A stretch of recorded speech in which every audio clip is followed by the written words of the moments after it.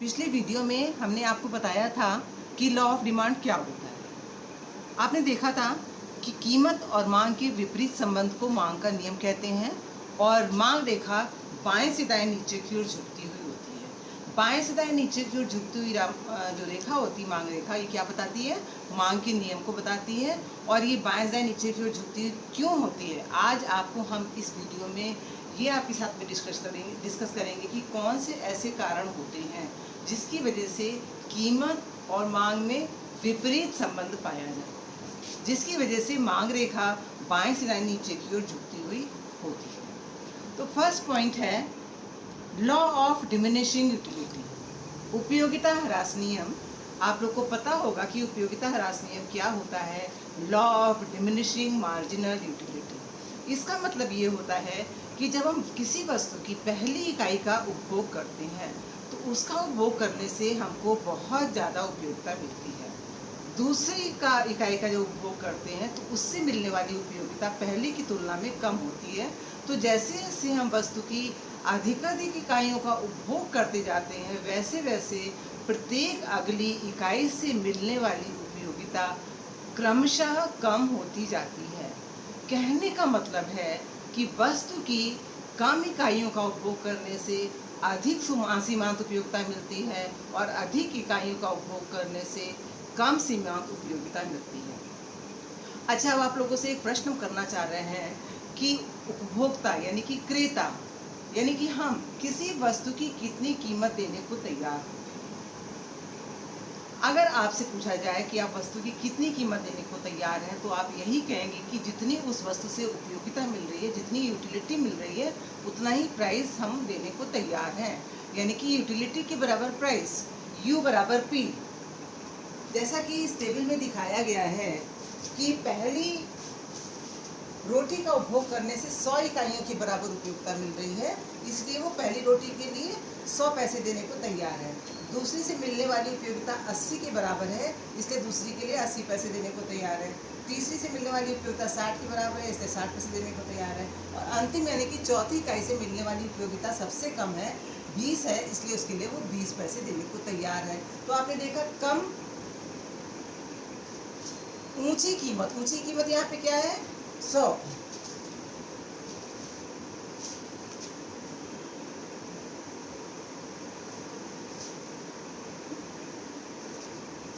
ऊंचा प्राइस क्या है? 100। 100 पे डिमांड कितनी है? केवल 1 की। तो higher the price lower the demand. फिर जैसे जैसे कीमत कम हो रही है वैसे वैसे डिमांड बढ़ती जा रही है। सबसे कम कीमत है 20 पैसे। तो 20 पैसे पे डिमांड कितनी है? सबसे ज़्यादा है। तो इस तरह से आपने देखा कि मांग के नियम में उपयोगिता ह्रास नियम छिपा हुआ है। उपयोगिता ह्रास नियम ये बताता है कि उपयोगिता के बराबर कीमत दी जाती है और कम मात्रा का उपभोग करने से ज़्यादा उपयोगिता मिलती है, इसलिए कम मात्रा के लिए वो ऊंची कीमत देता है, यानी कि higher the price lower the demand. और जब वो अधिक मात्रा का उपभोग करता है तो उससे कम उपयोगिता मिलती है, इसलिए वो कम कीमत पर अधिक मांग करता है। तो इस तरह से लॉ ऑफ डिमांड और उपयोगिता ह्रास नियम ये एक दूसरे में हिडन है। उसी की उपयोगिता ह्रास नियम की वजह से मांग का नियम लागू होता है। दूसरा कारण है, सबसे बड़ा कारण है दूसरा, नेक्स्ट, वस्तु के अनेक प्रयोग।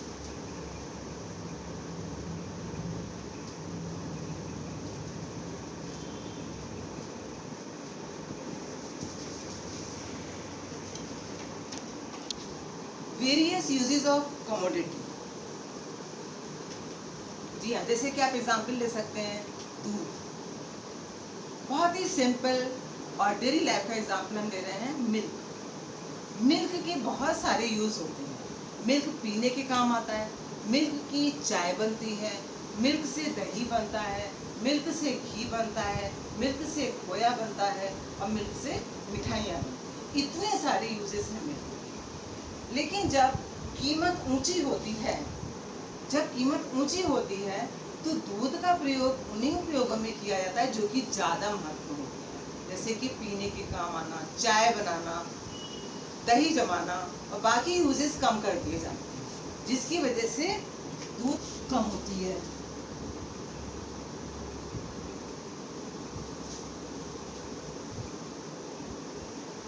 लेकिन जब दूध सस्ता हो जाता है तो उसका प्रयोग सभी कामों में किया जाता है। मिठाइयाँ बनने लगती हैं, घी भी बनता है, दही भी जमता है, खोया भी बनता है, तो इस तरह से उसकी डिमांड बढ़ जाती है। तो इस तरह से वस्तु के अनेक प्रयोग होते हैं, जिसकी वजह से उसकी डिमांड में वृद्धि होती है, जिसकी वजह से मांग का नियम लागू होता है। अब तीसरा कारण आपको बताने जा रहे हैं वस्तु के। तीसरा कारण है विभिन्न इच्छाओं के सिद्धांत की क्रियाशीलता।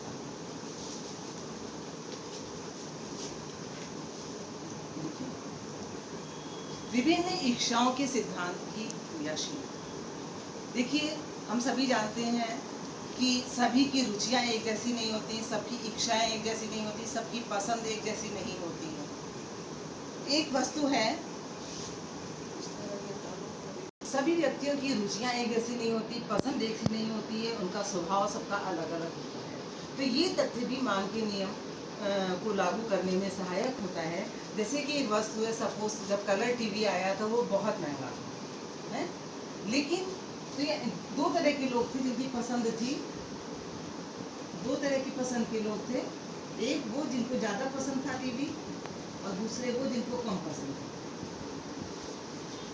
तो जब टीवी महंगा था तो केवल उन्हीं व्यक्तियों ने खरीदा था जिनको ज़्यादा पसंद था। जिनको कम पसंद था उन्होंने नहीं लिया, जिसकी वजह से डिमांड कम थी। लेकिन उसी टीवी का प्राइस जब आगे चल के कम हो गया तो जिनको कम पसंद था उन लोगों ने भी खरीदना शुरू कर दिया, जिसकी वजह से टीवी की डिमांड बढ़ गई। तो इस तरह से आपने देखा व्यक्तियों की इच्छाओं में अंतर होता है, रुचियों में अंतर होता है, पसंद में अंतर होता है, जिसकी वजह से भी मांग का नियम लागू होता है, यानी कीमत और मांग में विपरीत संबंध होता है। समाज में जितने व्यक्ति हैं सबकी आय बराबर नहीं होती है। तो आय के आधार पर समाज को दो प्रमुख वर्गों में विभाजित किया गया है, धनी वर्ग और निर्धन वर्ग।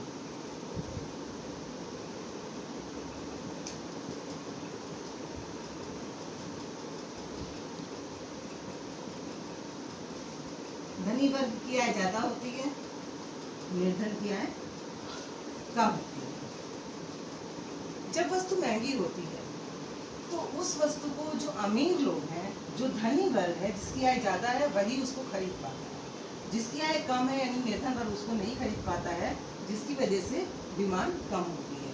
लेकिन जब डिमांड प्राइस कम हो जाता है तो धनी के साथ साथ निर्धन वर्ग भी उसको खरीदने में समर्थ हो जाता है, जिसकी वजह से मांग बढ़ जाती है। देखिए, जब कीमत कम हो गई है तो धनी वर्ग तो खरीद ही रहा था, निर्धन वर्ग भी खरीदने लगा, जिसकी वजह से मांग बढ़ गई है। तो इस तरह से आय में अंतर की वजह से भी मांग का नियम लागू होता है। आय प्रभाव होता क्या है कि जब वस्तु की कीमत में अंतर होता है तो उसकी वजह से उपभोक्ता की रियल इनकम चेंज हो जाती है। जब प्राइस बढ़ता है तो उसकी रियल इनकम कम हो जाती है, वास्तविक आय कम हो जाती है, जिसकी वजह से वो उस वस्तु की कम मात्रा खरीदता है। लेकिन जब प्राइस कम हो जाता है तो उसकी रियल इनकम बढ़ जाती है, जिसकी वजह से वो उस वस्तु की अधिक मात्रा खरीदने में समर्थ हो जाता है। यानी कि आय प्रभाव की वजह से भी मांग का नियम लागू होता है। आय प्रभाव की वजह से भी कीमत और मांग में विपरीत संबंध होता है। इसको एक एग्जाम्पल से हम आपको स्पष्ट कर सकते हैं कि आय प्रभाव क्या होता है।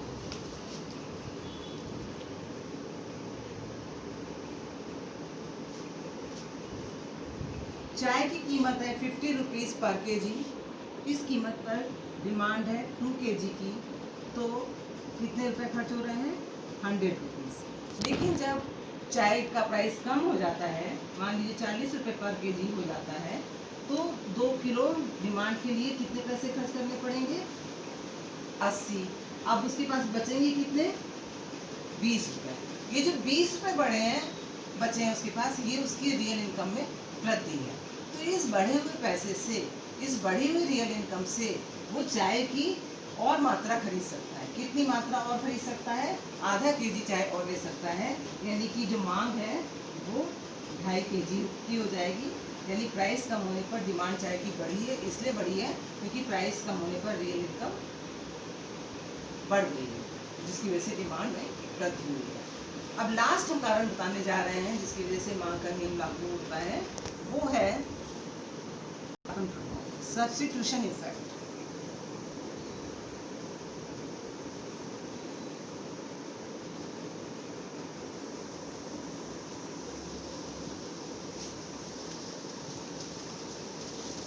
प्रतिस्थापन प्रभाव प्रतिस्थापन वस्तुओं के संबंध में होता है। प्रतिस्थापन वस्तुएं वो होती हैं जो आवश्यकता पड़ने पर एक दूसरे की जगह प्रयोग की जा सकती हैं, जैसे कि चाय और कॉफ़ी। तो जब कोई वस्तु सस्ती हो जाती है तो उसकी मांग बढ़ती है। उसकी मांग इसलिए बढ़ती है क्योंकि उपभोक्ता उस सस्ती वस्तु का प्रयोग महंगी वस्तु के स्थान पर भी करने लगता है, जिसकी वजह से सस्ती वस्तु की मांग में वृद्धि होती है। इसे कहते हैं प्रतिस्थापन। इस तरह से आपने देखा कि अनेक ऐसे कारण हैं जिसकी वजह से मांग का नियम लागू होता है, जिसकी वजह से कीमत और मांग में इन्वर्स रिलेशन होता है, जिसकी वजह से प्राइस ऊंचा होने पर डिमांड कम होती है, प्राइस नीचा होने पर डिमांड बढ़ जाती है। ये वो कारण है जिसकी वजह से डिमांड कर्व बाएं से दाएं नीचे की ओर झुकता हुआ होता है, यानी कि उसका स्लोप नेगेटिव होता है। तो आज हमने बच्चों आप लोगों ने पढ़ा है कि मांग का नियम क्यों लागू होता है, यानी कि कौन से ऐसे कारण हैं जिसकी वजह से प्राइस और डिमांड में इन्वर्स रिलेशन होता है, जिसकी वजह से डिमांड कर्व का स्लोप नेगेटिव होता है। Thank you.